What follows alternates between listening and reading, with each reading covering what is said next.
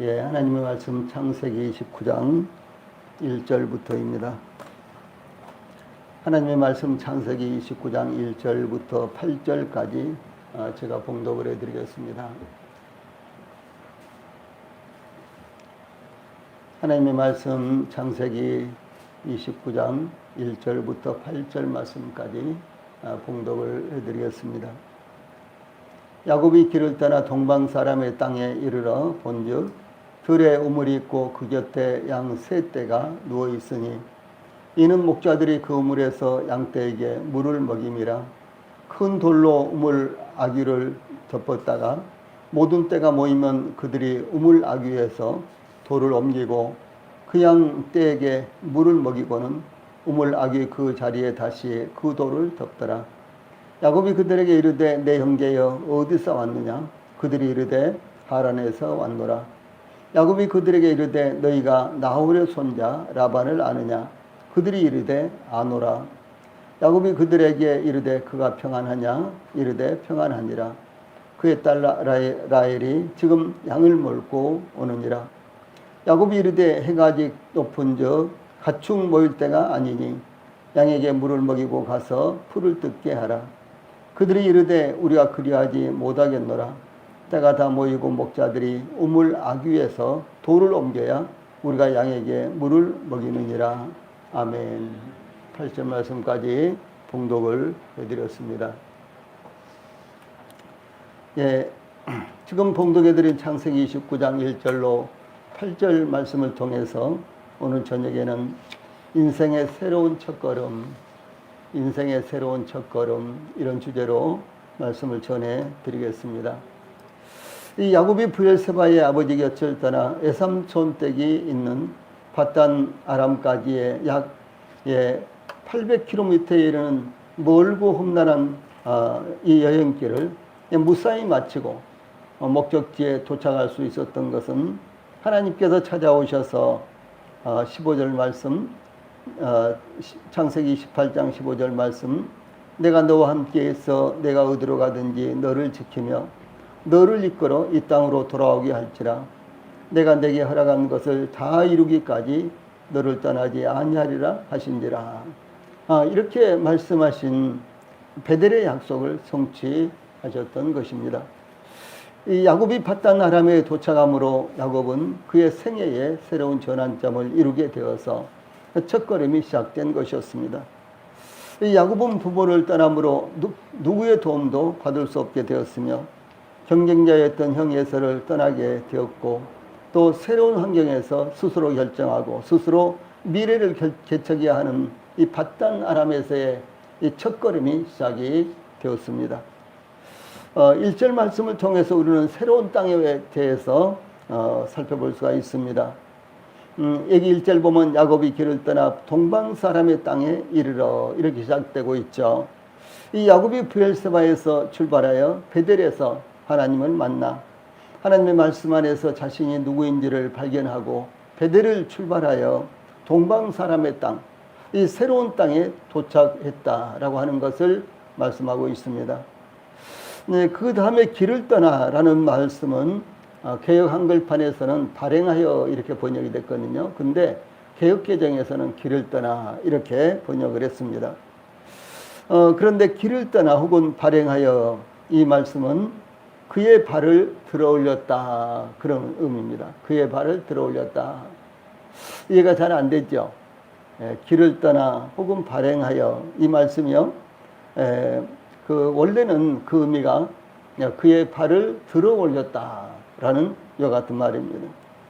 예를 들어서 이제 뭐 높은 산에 올라가기 위해서 혹은 또 계단을 올라가기 위해서는 이제 발을 보통 때보다 좀 더 이렇게 들어 올려야 되잖아요. 그렇죠?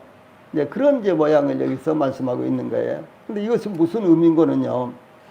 이 야곱이 베델에서 하나님을 만난 후 큰 기대와 소망으로 이제 부푼 꿈을 안고 그 발걸음도 가볍게 20여일간의 긴 여행길을 거쳐 밧단 아람에 도착하게 됐다라는 것을 의미를 합니다. 야곱이 브엘세바에서 형 에서를 피해서 도망 나올 때 그의 발걸음이 얼마나 무거웠겠습니까? 어떤 측면에서 그야말로 발을 높이 들지도 못하고 땅을 이렇게 땅에서 질질 끌리면서 무거운 이와 같은 발걸음을 한 걸음 한 걸음 이렇게 걸었을 것이겠죠. 그의 미래는 아무것도 보장된 것이 없었던 것입니다. 그는 단지 목숨을 보존하기 위해서 도망쳐야 되었고요. 또 도망길에서 수많은 위험을 겪고 헤치며 나아가야 했던 미지의 이와 같은 길이었습니다.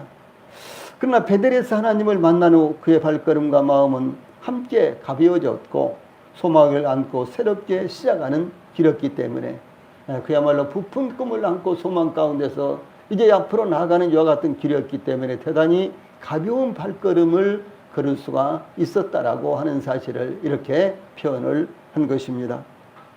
우리는 인생길을 낙담과 시리에 빠져 정체 없는 유랑길과 같은 길을 걸을 수도 있는 것입니다. 한 걸음 한 걸음 걷는 것이 불안하고 불안정한 인생길을 걸을 수 있습니다. 그러나 하나님께서 함께 하심으로 즐겁고도 소망이 넘치는 인생길을 걸을 수 있게 되었습니다. 그러므로 하나님의 말씀을 굳게 굳건하게 붙들고 하나님께서 함께 하시는 것을 매 순간마다 경험하는 우리의 인생길이 되어야 할 것입니다. 남왕국 유다가 바벨론의 느부갓네살 왕의 침입으로 성전이 회파되었고 이 성벽은 무너졌고 예루살렘의 모든 가옥들은 약탈을 당하고 불타버렸으며 이 살아남은 백성들은 포로가 되어서 바벨론까지 끌려갔습니다. 예루살렘에서 바벨론까지의 직선거리는 약 850km 정도였는데 실제로 이 거리를 통과하려면 약 1500km나 되는 것 같은 아주 먼 거리였습니다. 이 포로들을 끌고 가는데 어떻게 끌고 갔을까요? 말에다 태워서 끌고 갔을까요? 아니면 병거에다 태워서 끌고 갔을까요? 나귀에 태워서 끌고 갔을까요? 아니죠. 모두 다 걸어서 한 걸음 한 걸음 걸어서 약 1500km나 되는 이와 같은 길. 그리고 이제 그때는 더더구나 겨울철이었습니다. 그런데 그 겨울철에 벌거 벗겨져서요 1500m나 되는 길을 끌려갔던 것입니다.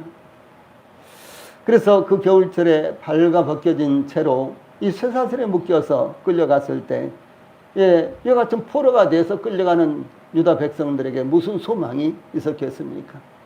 아무런 소망도 없습니다. 시편 137편에 보면은 이제 이 바벨론 사람들의 요청에 의해서 수금을 타고 노래를 불러야 되는데 어찌 그들을 위해서 수금을 타고 노래를 부를 수가 있겠는가? 그래서 자기의 그 하나님께 이 찬송하던 그 수금을 버드나무 가지에다 걸어놓고 슬피 울었다라고 하는 이와 같은 시편이 137편에 있는 것입니다. 그런데 이제 바사의 고레스 왕이 이제 등극을 하고요. 포로 귀환 명령에 따라서 예루살렘으로 돌아올 때, 끌려갈 때와는 달리 얼마나 흥분되고 소망이 넘쳤겠습니까? 포로에서 해방되었죠. 그리고 하나님께서 약속하신 그들의 고토, 젖과 꿀이 흐르는 땅이죠. 그들의 기업의 땅으로 돌아올 수 있었죠. 돌아와서 그들이 성전을 건축할 수 있었고 성곽을 재건할 수 있었고요. 이제 하나님 앞에 예배를 드릴 수 있다는 이 벅찬 가슴 때문에 그들의 발걸음은 마치 사슴이 뛰어가는 것처럼 그렇게 가벼운 발걸음이었다라고 하는 사실입니다. 이 야곱이 도착한 동방사람의 땅 이렇게 나오죠. 동방사람의 땅. 이 동방사람의 땅은 유프라데스 강 서쪽을 가리키는 명칭으로, 그러니까 유프라데스 강 서쪽, 유프라데스 강에서 보면 서쪽인데 이스라엘 땅에서 보면은 동쪽이죠. 그래서 동방사람의 땅이라고 이렇게 부릅니다. 그래서 이 동방사람의 땅은 유프라데스 강 서쪽을 가리키는 명칭으로 메소포타미아의 북서쪽 지역인 하란 근방을 가리키는 이런 명칭입니다. 특히 영어 번역본에서는 리빙 바이블에서는 최종 도착지라고 이렇게 적었어요. 야곱의 최종 도착지가 어디입니까? 바단-아람 곧 나홀의 성이죠. 바로 거기를 말하는 것입니다. 그래서 이것을 삽입을 해서 야곱의 애가댁이 있는 하란을 의미하는 말로 이렇게 지금 기록하고 있습니다. 이 야곱은 이와 같이 전혀 새로운 지역에서 또한 새로운 환경에서 그의 인생의 첫걸음을 새롭게 시작하게 되었던 것입니다. 우리 성도들은 사실은 매일 매 순간이 인생의 새로운 첫걸음이 되어야 된다는 사실을 우리 성도들이 잊지 않기를 바랍니다. 다음에 2절과 3절에서는 새로운 환경에 대해서 말씀하고 있습니다. 야곱이 밧단 아람에 도착하여 본즉 들에 우물이 있었는데 그 곁에 양 세 떼가 누워 있었습니다. 이것은 하나님께서 야곱이 찾거나 헤매지 않고 곧바로 그가 목적하는 곳에 도착하도록 인도하셨다는 것을 의미를 합니다. 양떼들이 누워 있었던 이유에 대해서 2절과 3절에 목자들이 그 우물에서 양떼에게 물을 먹임이라 큰 돌로 우물 아귀를 덮었다가 모든 떼가 모이면 그들이 우물 아귀에서 돌을 옮기고 그 양떼에게 물을 먹이고는 우물 아귀 그 자리에 다시 그 돌을 덮더라 라고 이렇게 설명하고 있습니다. 그러니까 양떼들이 다 모일 때까지 먼저 온 양떼들은요 거기서 기다리고 있다가 다 오면은 이제 돌을 옮기고 이제 우물을 막은 그 돌을 옮겨 놓고요 이제 짐승들에게 먹이고 그 다음에 또 다시 우물 아귀를 막았다라는 이런 말씀입니다. 이제 들에 우물이 있었고 그 곁에 양 세 떼가 있었던 것은 우물에서 양들에게 물을 먹이기 위해서 모든 양떼들이 다 모이기를 기다리고 있는 이와 같은 모습입니다. 이 우물은 식수로 사용하는 마을 공동 우물이 아니라 목축용으로 사용하는 우물인 것으로 보입니다. 아브라함의 종이 밧단 아람에 도착해서 창세기 24장 말씀 11절에 보면 그 낙타를 성 밖 우물 곁에 꿀렸으니 저녁 때라 여인들이 물을 길르러 나올 때였더라 이렇게 말씀하고 있는데 그 우물은 식수로도 사용하고 짐승들에게 먹일 물로도 사용하는 우물이었습니다. 예, 그러나 본문에 나오는 우물은 짐승들에게 먹이기 위한 우물이었는데 큰 돌로 우물 아귀를 덮었다가 모든 떼가 모이면 함께 먹이는 우물이었습니다. 예, 이와 같이 큰 돌로 우물을 덮었던 것은 물이 귀한 광야나 사막에서는 일상적인 것으로 그러니까 사막이나 광야 같은 데서는 물이 굉장히 귀하죠. 예, 그런 데서는요 우물을 반드시 이렇게 덮어놨어요. 예, 과거 저희들이 어렸을 때는 동네 우물이 하나가 있다든가 두 개가 있다든가 그랬죠. 그리고 뭐 집에 우물이 있었던 것은 없었습니다. 그런데 이제 제가 초등학교 한 이제 1, 2학년 될 때부터 이제 가정에 우물을 파기 시작을 했어요. 예, 그리고 이제 우물을 파서 곧바로 이 펌프를 이제 묻어가지고요. 이렇게 하는 펌프 있잖아요. 이제 그렇게 해서 이제 물을 퍼올려서 이제 먹곤 했는데요. 이제 그 전까지는 동네 우물이 하나나 두 개 있었는데 그 우물을요 이렇게 항상 덮어놓고 그리고 먼지도 들어가지 않도록 뭐 또 이렇게 짐승들이 와서 이렇게 먹거나 그러지 못하도록 이렇게 이제 관리를 했습니다. 예, 그래서 이제 이 본문에 나오는 우물은 짐승들에게 먹이기 위한 이와 같은 우물이었는데 돌로 큰 돌로 우물 아귀를 덮었다가 모든 떼가 모이면 함께 먹이는 우물이었습니다. 그래서 큰 돌로 우물을 덮었던 것은 물이 귀한 사막이나 이 광야나 이런 곳에서는 아주 일상적인 일이었습니다. 또 물은 사람의 생명뿐만 아니라 이 생존뿐만 아니라 짐승들을 치는데도 절대적으로 필요한 것이었죠. 예, 그러므로 우리가 이미 창세기 26장에서 이삭과 블레셋과의 우물 분쟁에서 보았듯이 우물을 확보하고 관리하는 것은 고대에 있어서는 또 사막과 이 광야에서는 대단히 중요한 일이었던 것입니다. 또한 우물을 큰 돌로 막아두는 것은 태양열로 물이 증발하는 것을 막기 위한 것이었고 또한 우물물 이 도난을 막기 위한 것이었고 또 우물을 보호하기 위한 것이었는데 먼지와 모래 등으로부터 우물이 더럽혀지는 것이나 오염을 막기 위한 것이었습니다. 혹은 여행자들이나 짐승들이 우물에 빠지지 않게 또 보호하기 위한 방편이기도 했습니다. 여기서 우리가 이제 살펴볼 수 있는 것은 무엇인가는 하나님께서 저희들에게 주신 우물을 잘 관리를 해야 된다라고 하는 것이죠. 우리 성도들에게 하나님께서 주신 우물은 무엇입니까? 우리가 창세기 26장 이제 오래됐기 때문에 대부분 다 잊어버리셨겠죠. 이 우물을 판다는 것은 바로 말씀을 길어 올리는 것을 의미를 하는 것입니다.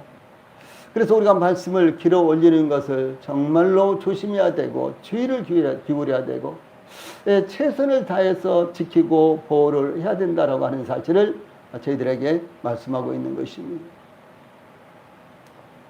우물을 막는 큰 돌은 한 사람 힘으로 옮기기 어렵기 때문에 양들을 치는 목자들이 모이면 함께 돌을 옮기고 함께 짐승들에게 물을 먹이고 또 함께 돌을 옮겨서 우물을 막았습니다. 그러므로 짐승떼가 다 모이기까지 기다리고 있었던 것입니다. 여기 3절에 보면 아주 흥미로운 이와 같은 말씀이 나오는데요. 3절 보면은 모이면 옮기고 먹이고 덮더라 라는 이와 같은 4개의 동사가 나타납니다. 모이면 옮기고 먹이고 덮더라 라고 하는 이와 같은 4개의 동사가 나타나는데 이 4개의 동사들은 모두 완료형으로 이미 동작이 끝난 것으로 동작이 이루어진 것으로 이렇게 묘사가 되어 있는데 표현이 되어 있는데 이것은 계속해서 지켜졌던 습관적인 행위를 의미를 하는 것입니다.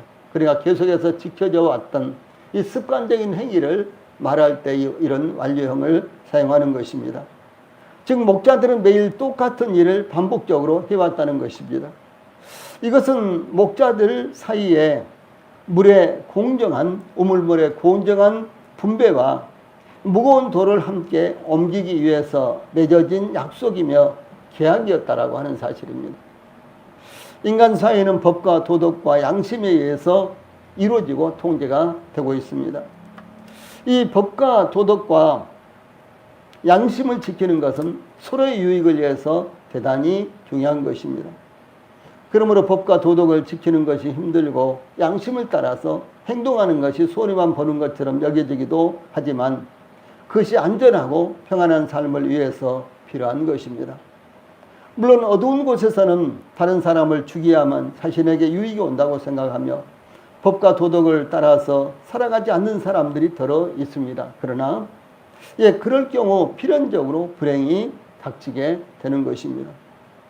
이와 같이 성도들도 하나님의 말씀을 따라 사는 것이 하나님께 영광이 되며 스스로에게도 유익하다는 것을 잊지 않으셔야 되는 것입니다. 즉 다른 사람보다도 먼저 자신을 위해서 하나님의 말씀을 따라 살아야 하는 것입니다. 그러므로 시편 119편 저자는 다음과 같이 고백을 하고 있습니다. 먼저 시편 119편 97절에서 내가 주의 법을 어찌 그리 사랑하는지요 내가 그것을 종일 묵상하나이다. 이렇게 고백을 하고 있습니다. 또 시편 119편 165절에서는 주의 법을 사랑하는 자들에게는 큰 평안이 있으니 저희에게 장애물이 없으리이다. 이렇게 고백하고 있습니다. 다시 97절을 말씀을 드리면요. 내가 주의 법이 무엇입니까? 하나님의 말씀이죠. 내가 하나님의 말씀을 어찌 그리 사랑하는지요? 내가 그것을 하나님의 말씀을 종일 묵상하나이다. 이렇게 기록되어 있습니다. 우리 성도님들 하나님 말씀을 들은 것으로 읽은 것으로 그치지 말고 그 중에서요 아주 중요하다고 생각되는 부분 혹은 우리 성도들 가슴에 와서 닿는 부분 이와 같은 부분들을 잘 이렇게 메모를 해두고 체크를 해두고 그래서요 반복해서 묵상을 하시고 반복해서 읽으십시오. 제가 시편 23편을 운동할 때 자주 암송을 합니다. 여호와는 나의 목자시니 내게 부족함이 없으로다. 이렇게 이제 자주 암송을 하는데 이 시편 23편은 제가 구원받기 전에도 암송을 했습니다. 그런데 역시 지금도 암송을 하면요 항상 새로운 의미가 제 마음 가운데서 떠오르고 그리고 하나님 앞에 감사하게 되고 하나님을 더욱더욱 이제 의지하게 되고요 하나님을 바라보게 되는 것입니다. 그러므로 우리 성도들이 잘 아는 말씀이라고 하더라도 반복해서 묵상을 하시고 반복해서요 암송을 하시고 그렇게 하십시오. 그래서 시편 97편, 시편 119편 저자는 내가 주의 법을 하나님의 말씀을 어찌 그리 사랑하는지요. 내가 그것을 하나님의 말씀을 종일 묵상하나이다. 이렇게 고백을 한 것입니다. 또 165절에 읽어드렸던 대로 내가 주의 법을 사랑하는 자에게는 주의 법 하나님의 말씀을 사랑하는 자에게는 큰 평안이 있으니 저희에게 장애물이 없으리이다. 예, 하나님의 말씀을 사랑하는 자들에게는 장애물이 없다라고 이렇게 말씀하셨습니다. 우리 성도님들 하나님의 말씀을 사랑을 하십시오. 하나님 말씀을 사랑하면요, 사랑하면 더욱 사랑하게 되고 그리고 사랑하지 않을 수가 없게 되는 것입니다. 이것이 하나님의 말씀을 사랑하는 것에 대한 매력입니다. 또 뿐만 아니라 그 결과가요, 평안이 하나님 말씀을 통해서 평안하게 되고 평안이 오고 그리고 장애물이 없어진다라고 하는 것이죠.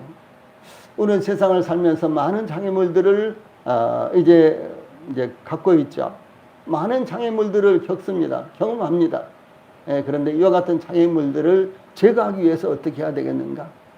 바로 하나님 말씀을 사랑하면 이와 같은 장애물들이 없어진다라고 이렇게 증거하고 있습니다. 다음에 4절로 6절에서는 새로운 형편에 대해서 소개를 하고 있습니다. 야곱은 양떼를 우물 곁에 끌고 와서 기다리는 목자들에게 내 형제여 어디서 왔느냐 4절 이렇게 묻죠. 이 구약 시대에는 같은 혈육의 형제뿐만 아니라 한 조상을 가진 먼 후손들까지도 서로 간에 형제라고 불렀던 내용이 많이 나타납니다. 창세기 13장 8절이나 민수기 16장 10절 등등의 여러 군데서 나타나는데 더 넓은 의미로 모든 이스라엘 백성들은 서로를 형제라고 불렀습니다. 자, 그러면 우리는 이제 한 민족이지 않습니까? 그렇죠? 그러면 우리 모든 국민들은요, 서로를 형제라고 불러야 된다라고 하는 사실이죠. 이스라엘 경우를 보면요. 이스라엘은 서로를 항상 형제라고 불러요. 예, 참 좋은 여 같은 호칭이죠. 예, 우리나라도 단일 민족 아닙니까? 뭐 여러 가지 피가 섞였습니다. 몽골인들의 피로 섞고, 일제 강점기 36년 동안 또 일본인들의 피도 많이 섞였고요.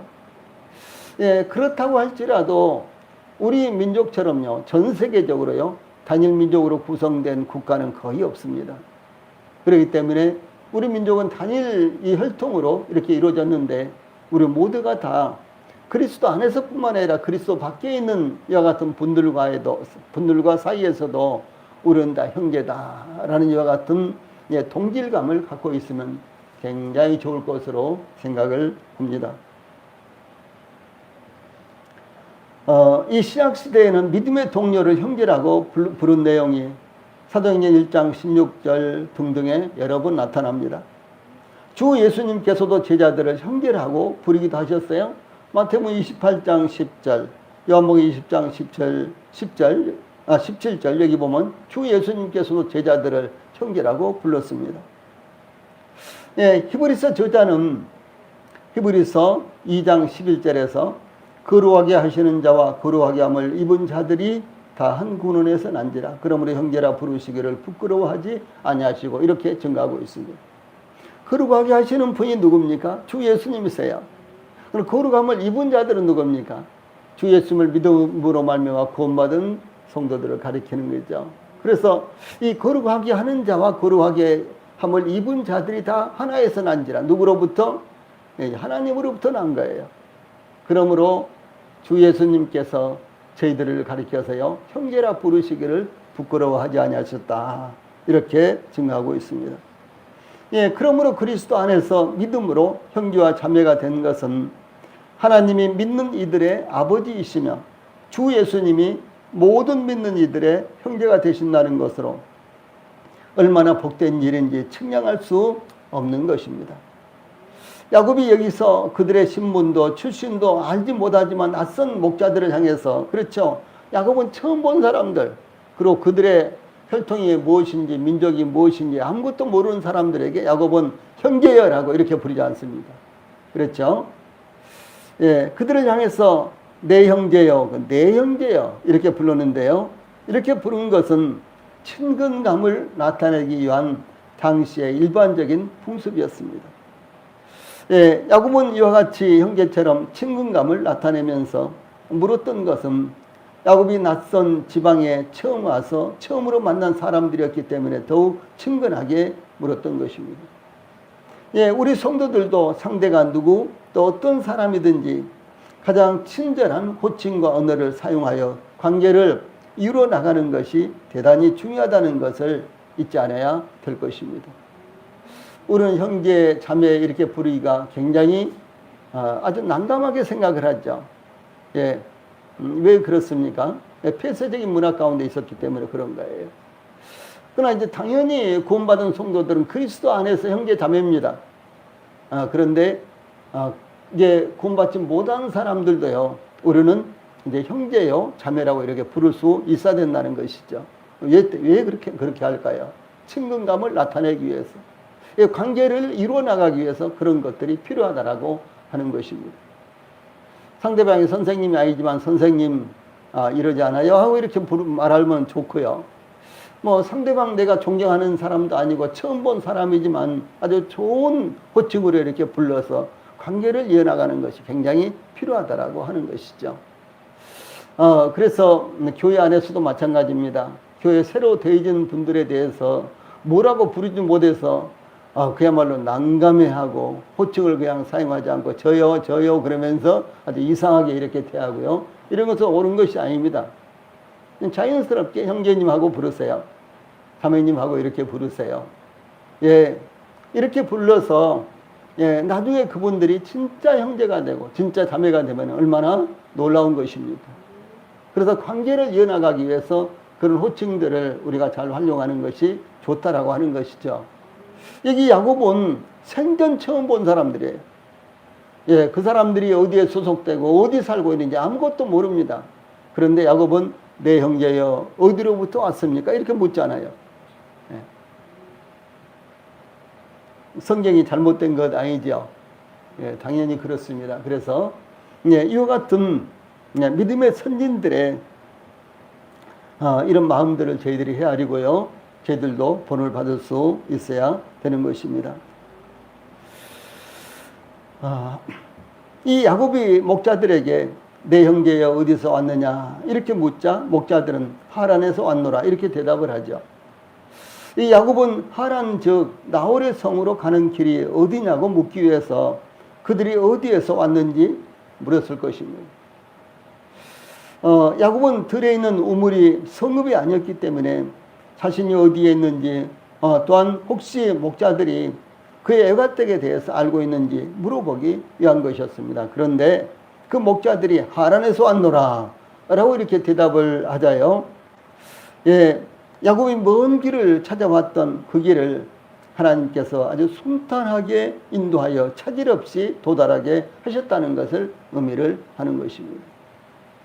말씀드렸던 대로 약 800km나 되는 이와 같은 먼 거리에 있었습니다. 브엘세바에서 나홀의 성까지 약 800km나 되는 킬로미터나 되는 아주 먼 거리에 있습니다.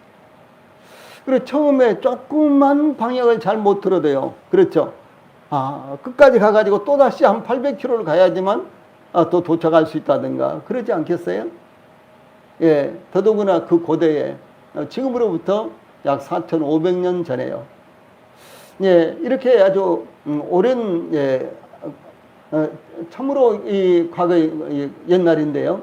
그 당시에 길이 광야에 길이 제대로 나 있을 리가 없습니다. 가다 보면 강이 막히고 강으로 막히고 가다 보면 산으로 막히고 또 가다 보면은 그야말로 모래만 휘날리는 사막을 통과해야 될 것이고요. 그리고 또 가다 보면은 전혀 그야말로 돌멩이라든가 뭐 이런 것들이 있는 자풀만 우거져 있는 이런 또 광야를 통과해야 됐겠죠. 예, 그런데도 불구하고 야곱이 대략 약 20여일 동안 여행을 해서 갔는데요. 그 간 곳이 바로 정확하게 그가 목적지로 삼고 간 그곳이었다는 것이죠. 그래서 어디로부터 왔느냐 이렇게 물으니까요. 우리는 하란에서 왔다 이렇게 말하지 않습니다. 바로 야곱이 지금 찾아가고 있는 바로 그 동네에서 왔다고 하는 것이죠. 네. 그래서 하나님께서 야곱을 순탄하게 인도하셔서요, 차질 없이 도달하게 하셨다는 것을 의미를 합니다. 그러므로 우리 성도님들 항상 하나님께 의지하십시오. 하나님께 물으십시오. 하나님을 붙드시고 인생길을 걸으시기를 바랍니다. 그러면 조금 더 차질이 없을 것입니다. 아브라함의 늙은 종은 메소포타미아 나홀의 성에 이르러서 창세기 24장 12절에 보면 우리 주인 아브라함의 하나님 여호와여 원하건대 오늘 나에게 순조롭게 만나게 하사 내 주인 아브라함에게 은혜를 베푸시옵소서 이렇게 기도를 하죠. 예, 그 성에 도착해서 이렇게 기도를 하는 것입니다. 또한 리브가가 나는 밀가가 나홀에게서 낳은 아들 부두엘의 딸이니이다. 우리에게 집과 사료가 족하며 유숙할 곳도 있나이다. 이렇게 대답을 하자 머리를 숙여서 여호와께 경배하고 창세기 24장 27절에 보면 나의 주인 아브라함의 하나님 여호와를 찬송하나이다. 나의 주인에게 주의 사랑과 성실을 그치지 아니하셨사오며 여호와께서 길에서 나를 인도하사 내 주인의 동생의 집에 이르게 하셨나이다. 이렇게 하면서 감사기도, 감사 예배를 드렸습니다.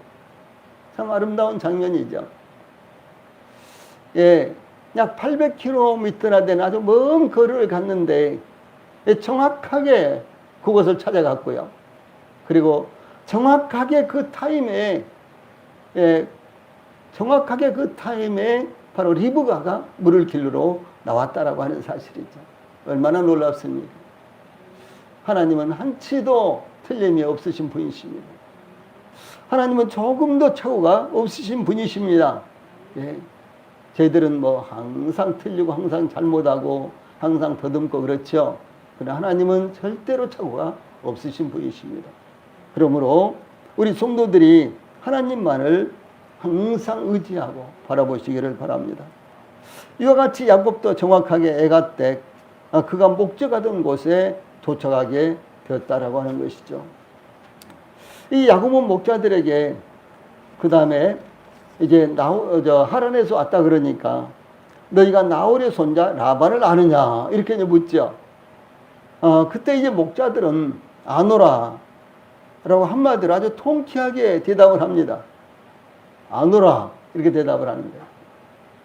예, 얼마나 반갑겠습니까? 20일 동안 만망 사막 이 광야를 이제 길도 없는 낯설고 이 길서른 이와 같은 곳을 찾아왔는데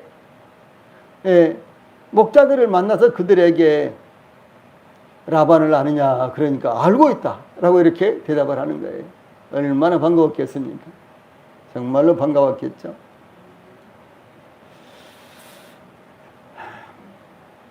여기서 이제 야곱이 부두엘의 아들 라반을 아느냐 자세히 보세요. 여기 5절에요.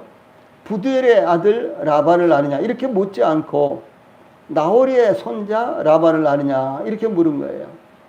나홀의 손자 라반을 아느냐 이렇게 물은 것입니다. 이렇게 물은 것은 이 나홀이라는 이름이 아브라함과는 형제지간이요 라반과 이 어머니 리브가의 할아버지였다라고 하는 것이죠. 예. 그래서 삼촌 이름이 라반이잖아요. 그래서 삼촌 이름을 들먹이면서 라반을 아느냐 이렇게 이제 물을 때요. 이 삼촌의 아버지, 그러니까 자기의 야곱의 할아버지격 되는 사람이 부두엘이에요. 그러니까 부두엘의 아들 라반을 아느냐 이렇게 묻는 것이 이 적절한데 이 라반의 아버지를 빼고요. 라반의 할아버지가 나홀이잖아요. 나홀의 손자 라반을 하느냐 이렇게 물었다는 거죠. 예. 예, 이렇게 물은 것은 나홀은 오래전부터 널리 알려진 이름이요. 에갓댁에 있는 성읍의 이름 바로 나홀의 성이라 그랬죠. 창세기 24장 10절에 보면 나홀의 성 그렇게 되어 있거든요. 바로 성 이름까지 할아버지 이름으로 이렇게 되어 있어요. 예, 성 이름까지요. 그러니까 이 나홀의 성을 나홀의 손자 라반을 하냐 이렇게 그래서 물은 것입니다. 즉 가장 널리 알려진 이름을 활용하여 물었던 것이 여기서는 야곱의 지혜다라고 하는 것입니다. 야곱은 이어서 그가 평안하냐, 이 라반이 평안하냐 이렇게 묻습니다. 6절에 목자들은요 평안하니라 그렇게 말하고요. 그 다음에 6절 그의 딸 라헬이 지금 양을 몰고 오느니라 이렇게 대답을 합니다. 이 평안하냐 이 말씀부터 살펴보면요 평안하냐 평안하니라 라고 주고받는 인사는 가장 일상적인 인사입니다. 샬롬 샬롬. 그래서 유대인들 이스라엘 백성들은 이스라엘 사람들이요 지금도 인사가 샬롬입니다. 아침에도 샬롬, 저녁에도 샬롬, 어디서나 처음 본 사람도 샬롬, 자주 만난 사람도 샬롬 이렇게 샬롬이라고 묻습니다. 인사를 합니다. 이 샬롬은 평화, 번영, 안녕, 건강, 완전, 안전 등을 의미하는 가장 보편적으로 사용되는 인사말입니다. 예, 그러면서도 단순한 인사가 아닌 전반적으로요 형편을 묻는 인사말입니다. 예수님께서 부활하신 후 제자들을 찾아오셔서 첫 마디가 너희에게 평강이 있을지어다 이렇게 말씀하셨고요. 두 번째 찾아오셨을 때에도 너희에게 평강이 있을지어다. 요목 20장 19절 26절의 말씀인데 동일한 인사말을 하셨습니다. 예, 그러므로 우리가 사용하는 우리나라에서 저희들이 사용하는 안녕하세요 라는 이와 같은 인사가요 얼마나 성경적이며 좋은 인사말인지 알 수 있는 것입니다. 한번 해보세요. 안녕하세요. 안녕하세요. 다시 한번 해보세요. 안녕하십니까? 안녕하십니까? 어떤 것이 좋습니까? 어떤 것이 좋습니까? 우리 성도들이 항상 안녕하십니까 이렇게 하는 분들도 계세요. 틀린 것은 아닙니다. 또 항상 안녕하세요 이렇게만 하는 분들도 계시거든요. 그렇죠? 근데 아주 친근한 분들 사이에는요 안녕하십니까 그러면 안 돼요. 예, 잘 아시고 사용하셔야 돼요. 아주 친근한 분들 우리 성도들끼리는 다 친근하잖아요. 그러면은 안녕하세요 이렇게 하셔야 돼요. 안녕하십니까 이렇게 하면요 벌써 거리가 있는 거예요. 아시겠죠? 예, 안녕하세요 이렇게 안녕하십니까 이렇게 하면 안 돼요. 예, 잘 활용을 하세요. 예, 그래서 항상 사용하는 인사가 거리를 만들 수도 있고 거리를 더 좁힐 수도 있고 그렇게 되는 것입니다. 어떻든지 간에 이제 우리나라에서 안녕하세요 이렇게 사용하는 거요. 이것은 아주 개인적이고 친감이 있고 안녕하십니까 이것은 대중적이고 좀 거리가 있는 것입니다. 예, 그래서 예를 들어서 많은 사람들을 이제 이렇게 모아놓고요. 처음 만나는 사람들을 모아놓고 안녕하세요 잘 안 하죠. 안녕하십니까 이렇게 인사를 하죠. 예, 그래서 이제 이렇게 이제 인사들을 골라서 사용하면 좋고요. 그 다음에 예, 우리나라에서 사용하는 이 안녕하세요 이 인사는요 정말 좋은 인사입니다. 미국에는 보편적으로 하와이유, how do you do, 이런 이제 인사말이 있습니다만 보편적으로 굿모닝이죠. 예, good evening, good night, 이런 것이죠. 그런데 예, 그런 인사보다도 우리가 처음 만났을 때요, 예, 안녕하세요 이렇게 인사하는 것은요 굉장히 좋은 이와 같은 인사법입니다. 물론 이제 인사법은 시대에 따라서 많이 달라집니다. 저희들이 어렸을 때는 안녕하세요 이런 인사 거의 사용하지 않았습니다. 그때는 진이 잡수셨어요, 밥 먹었니 이렇게 하고요. 저희 고향에서는 한술 먹었냐 이렇게 했어요. 한 숟가락도 먹었냐 그 말이죠. 그때는 정말 배가 고프고 가난해서 밥도 먹지 못하고 지내던 이런 때였고요. 근데 이제 전통적으로 우리나라 인사는 안녕하세요였습니다. 이제 그 유래가요, 이제 그대로부터 우리나라는 많은 외적들의 침입을 받아왔습니다. 그렇죠. 이제 근세에 와서도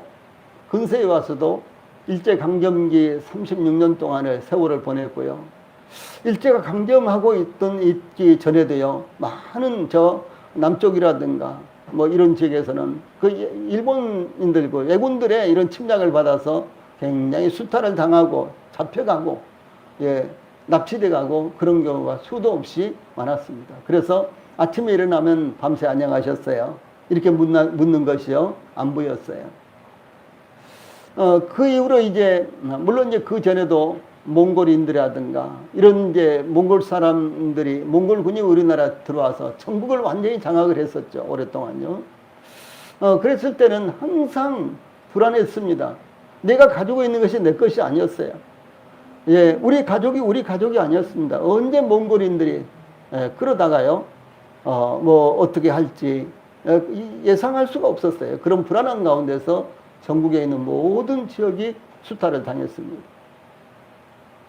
그대로 이제 저희들이 살고 있었던 지역은 특별히 여순 반란 사건으로 인해서, 예, 밤에는 반란군들이 들어와가지고요, 동네 사람들 다 모아놓고 그야말로 교육을 시키고, 또 그 중에서 쓸만한 사람들은 납치를 해가고, 그 다음에 이제 아침이 되면은 또 순경들이 들어와서, 이제 경찰들이, 오늘날은 이제 경찰이죠. 경찰이 들어와서 동네 사람들을 모아놓고 교육을 시키고, 또 누가 빨갱이들과 내통을 했느냐.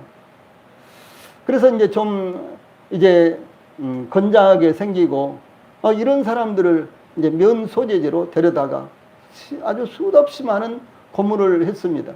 아무런 근거도 없이 고문을 했어요. 예.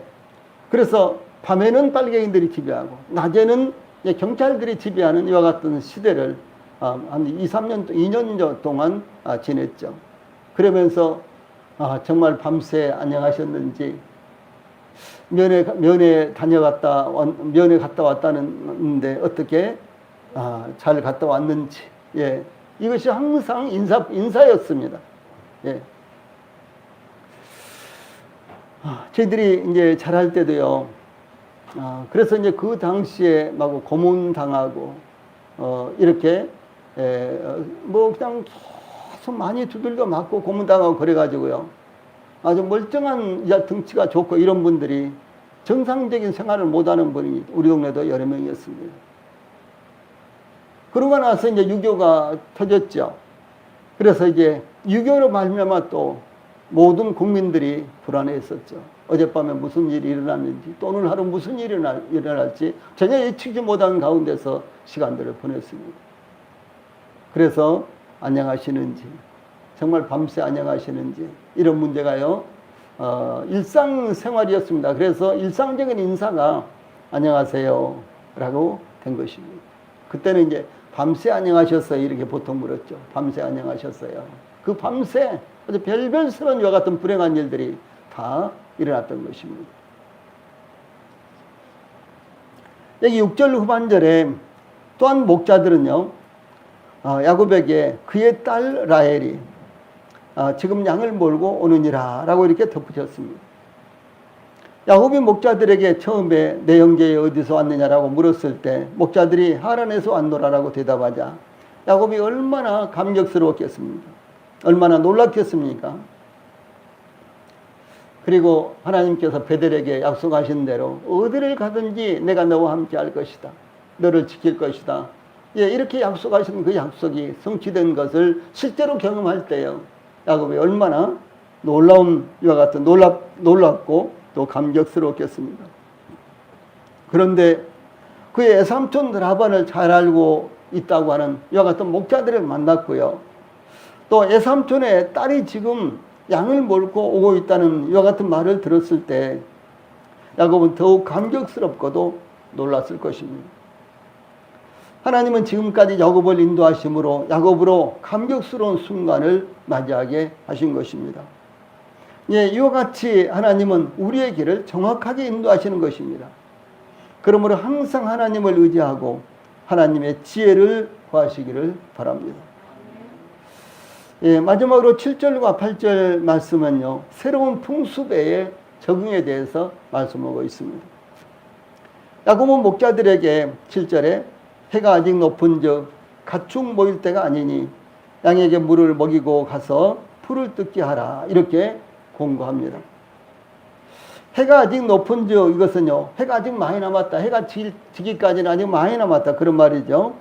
아직도 해가 높이 떠 있었기 때문에 양들에게 꼴을 더 뜯도록 해야 될 시간이라는 것입니다. 그런데 목자들이 양떼를 이끌고 우물가에서 기다리고 있었기 때문에 만약 야곱 자신이었다면 재빨리 양떼들에게 물을 먹이고 초장으로 인도하여 해가 지도록 양떼를 먹였을 것입니다. 그러므로 야곱은 목자들이 풀을 뜯게 하지 않고 기다리고 있는 것을 이해할 수가 없었던 것입니다. 야곱이 목자들에게 해가 아직 많이 남았기 때문에 양들에게 물을 먹이고 풀을 더 뜯게 하라고 촉구하자 목자들은 8절에 우리가 그리하지 못하겠노라. 때가 다 보이고 목자들이 우물 아귀에서 돌을 옮겨야 우리가 양에게 물을 먹이느니라. 이렇게 대답을 하죠. 우물 아귀에서 돌을 옮겨야 우리가 양에게 물을 먹이느니라. 이렇게 대답을 하는데요. 이미 그 상황을 앞서 설명하기를 3절에 모든 때가 모이면 그들이 우물 아귀에서 돌을 옮기고 그 양떼에게 물을 먹이고는 우물 아귀 그 자리에 다시 그 돌을 덮더라. 이 말씀대로 이것이 이제 습관이 되어 있고 풍습이 되어 있었다는 것이죠. 그리고 이것은 그들 사이에 문서화는 안 했겠지만은 글로 써놓지는 않았겠지만 그들 사이에 약속이었다는 사실이죠. 그래서 이제 이 말씀대로 목자들은 양떼들이 다 모이지 않았기 때문에 양들에게 물을 먹일 수 없다고 대답한 것입니다. 양떼들이 다 모이고 목자들이 함께 돌을 옮겨 놓으면 양들에게 물을 먹이게 될 것이라는 이런 대답이었습니다. 이 모세가 애굽 왕 바로에게 쫓겨서 미디안 광야로 도망갔을 때가 있죠. 그런데 이 광야의 우물 곁에 앉아 있었는데 그때 미디안 제사장에게 7달이 있었는데 그들이 물을 길어 구유에 채우고 그들의 양떼에게 먹이려고 하는데 이 다른 목자들이 와서 그들을 쫓아버리는 모습을 봤습니다. 그것을 본 모세가 미디안 제사장의 딸들을 도와서 그들의 양떼에게 물을 마시게 했습니다. 아마도 미디안 이 광야의 남포간 목자들은 애굽의 궁중 복장을 한 모세에게 덤벼들지 못했을 것입니다. 이와 같은 우물물 분쟁은 광야라면 어디서든지 일어나는 일이었던 것입니다. 목자들은 양떼들이 다 모이고 함께 우물 뚜껑을 열고 함께 짐승들에게 물을 먹여야 한다고 대답했는데 이 목자들의 대답은 목자들 서로 간의 약속이었습니다. 그래서 여러 목자들이 각각 이제 치는 이 같은 양떼들이 있었는데 아무 목자라도 먼저 와서 물을 먹이고 이렇게 이제 무질서하게 이렇게 한다면은 물론 이제 어느 순서대로 이렇게 먹인다면 그것이 무질서하다고는 볼 수가 없겠지만 그러나 광야의 이와 같은 우물들은요 한정이 있었습니다. 물이 계속해서 흘러넘치는 것이 아니었기 때문에 한정이 있었죠. 그래서 모든 양들이 모인 다음에 우물 아구를 열고 함께 이 양들에게 물을 먹이면은 이것이 이제 모든 양들에게 함께 물을 먹일 수 있기 때문에 그런 방법을 취했다라고 하는 것이죠. 그래서 이제 이와 같이 목자들은 양떼들이 다 모이고 함께 우물 뚜껑을 열고 함께 짐승들에게 물을 먹여야 한다고 대답했는데 이것이 이 목자들의 대답은 목자들 서로 간의 약속이었습니다. 그 약속은 물이 귀했기 때문에 공평하게 물을 먹이기 위한 것이었습니다. 또한 사회적 공동체를 보호하고 지키기 위한 이와 같은 약속이었습니다. 사회에서도 혹은 교회에서도 법으로 정하지 않더라도 좋은 습관들과 풍습들은 오래 보존돼야 하며 지켜져야 아름다운 것입니다. 법이 허용한다고 허용되는 테두리 안에서 마음대로 할 수 있는 것은 아닙니다. 그럴 때 결국 모든 사람들을 불편하게 되고 스스로도 많은 낭비를 하게 되고 또 그 사회에 적응하지 못하게 되는 것입니다. 우리나라는 법으로 정해지지 않았지만 오랫동안 전해 내려오고 있는 아름다운 관습과 풍습들이 그 어느 나라보다도 더 많습니다. 왜냐하면 우리 이제 한반도의 우리 한민족이라는 것은 이 한반도에서 그야말로 5,000년 동안이나 유구한 세월을 이곳에서 살았거든요. 이렇게 많은 역사를 오랜 역사를 가진 민족들이요, 한 곳에서 산 그런 민족들이 거의 없습니다. 미국에도 건국된 지가 한 200년밖에 안 됐죠. 호주는 그보다도 훨씬 더 적습니다. 또 유럽의 여러 나라들은 물론 이제 우리나라보다도 더 오랜 이와 같은 민족적인 역사를 갖고 있기도 하지만은 그런데 대부분 다 민족들이 서로 섞여서요, 이 전쟁 때문에 흥망성쇠가 수도 없이 많이 일어났기 때문에 한 지역에서 오랫동안 적장해서 저희들처럼 오랜 풍습과 습관들을 가지고 있는 나라가 거의 없습니다. 그래서 우리나라 같은 경우는 참 좋은 풍습, 정말 아름다운 이와 같은 전통들을 많이 갖고 있습니다. 일본의 역사를 살펴보면요, 일본도 이제 섬나라이기 때문에 어디서 뭐 오도 가도 못하고 섬 안에서 그야말로 이렇게 살고 있잖아요. 그런데 저희들 나라에 비하면요, 정말로 우리나라의 문화와 우리나라의 풍습이 얼마나 좋고 아름다운지 비교할 수가 없을 정도입니다. 물론 일본 사람들은 그들 나름대로 그들의 풍습과 문화를 더 뭐 좋다고 이렇게 여기겠죠. 그런데 현대 문화와 풍습에 비교해 봤을 때 우리나라의 풍습이 일본의 풍습보다도 훨씬 좋은 것들이 정말로 많습니다. 예. 근데 일본은 그렇지를 못합니다. 우리나라도 이제 삼국시대 이전에는 여러 이제 나라가 막 서로 이제 막 전국시대 서로 싸우고 막 이렇게 하면서 통폐합이 되고 뭐 이런 게 있었죠. 우리나라도요. 삼국시대만 해도 세 나라가 아닙니까? 그리고 이제 삼국시대 결과는 신라가 통일하고 그 다음에 고려가 되고 그 다음에 이제 근세조선이 되고 이렇게 했는데 이제 그 이전에는요, 아주 많은 나라들이 여기저기 이제 부족국가를 이루고 있기도 했습니다. 그런데 일본은 섬이니까 이런 부족국가들이 쉽게 통일이 안 됐어요. 예. 예. 그러면서, 이제, 오늘날 저희들이 생각해 볼 때는 현대 이 문화와는 굉장히 괴리가 있는 이와 같은 문화들이 많이 형성이 됐습니다. 그래서 이제 우리나라가, 이 법으로는 정해지지 않았지만 오랫동안 전해 내려오는 아름다운 관습들과 풍습들이 있습니다. 또한 교회 안에도 성경에는 없지만 자연스럽게 형성된 습관들과 규범들이 있습니다. 이와 같은 아름다운 것들이 지켜지고 소중하게 여겨지는 것은 우리의 마음을 편안하게 하고 교회를 훈훈하게 하고 교제를 윤택하게 만드는 것입니다. 예, 그러므로 우리 모든 성도들이 덕을 세우기를 힘쓰고 아름다운 것들을 보존하고 유산으로 다음 세대까지 이어짐으로 우리 세대뿐 아니라 날마다 새로운 발걸음을 걸을 수 있도록 힘써야 될 것입니다. 예, 기도하시겠습니다.